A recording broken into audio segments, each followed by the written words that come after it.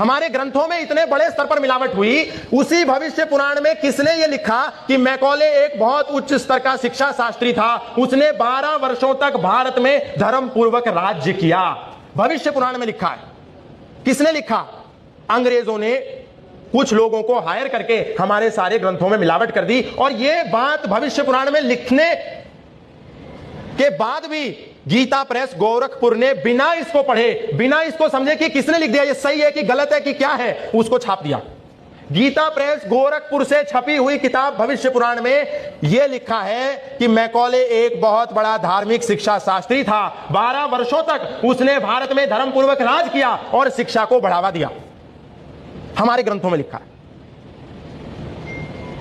कहने के लिए बहुत छोटी बात हो सकती है, लेकिन जब तक ये लिखा रहेगा तब तक जो हमारे डॉक्टर साहब ने ये बात कही कि जो मैकॉले कह रहा है, I have travelled across the length and breadth of India and I have not seen one person who is beggar, who is thief, such wealth I have seen in this country,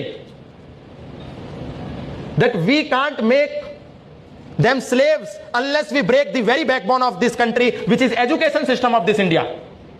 And for making them slave, we need to replace the education system of India from Gurukul to modern education system. ये Macaulay ने एक तरफ लिखा और एक तरफ हमने ही अपने ग्रंथों में लिख दिया कि मैकॉले एक बहुत उच्च स्तर का विद्वान था, एक बहुत बड़ा शिक्षा शास्त्री था। ऐसे ग्रंथों पर भी हमको काट छांट कर करके जो मिलावट हो गई है हमारे धर्म ग्रंथों में, उसको भी सही करने की जरूरत है। क्योंकि यदि लिखा रहेगा तो कल वही लोग आएंगे और कहेंगे कि देखो तुम्हारे ही ग्रंथों में तो हमारे मैकॉले को कितना महान बताया गया है और तुम मैकॉले को खड़े होकर के गाली देते हो। और तुम्हारा ही गीता प्रेस गोरखपुर धार्मिक किताबों को छापने वाला भारत का सबसे बड़ा प्रकाशन उस बात को बिना एडिट किए छाप रहा है, बिना चिंतन किए, बिना मनन किए, बिना मंथन किए। इस पर हमको चिंतन करना, इस पर हमको आपस में मंथन करके कुछ ना कुछ इसका समाधान निकालना पड़ेगा, तब जाकर के ये इसका कुछ समाधान होगा।